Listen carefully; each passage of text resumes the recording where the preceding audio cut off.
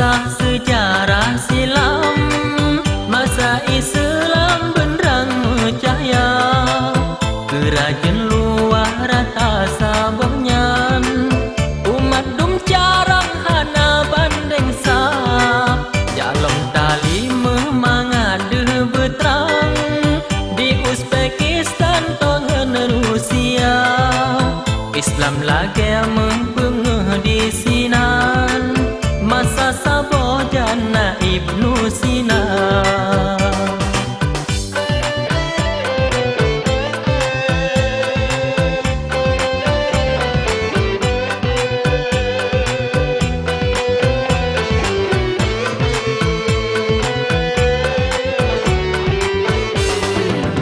Imam Bukhari, Imam Tirmizi yang rawi hadis Nabi Sayyidina, letaklah ilm ulama sufi, Syekh Naqsyabandi yang mensahaja.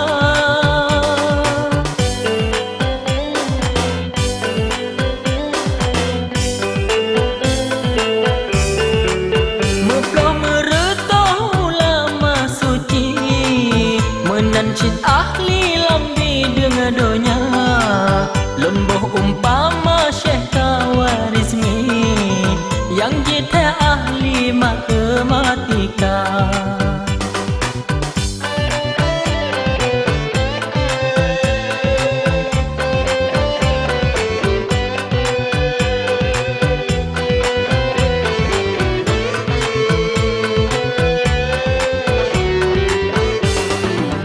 Cukup tak sedewa mertua, agama yang sah katinggai nama, Islam di Sinan ka Tuhan pina,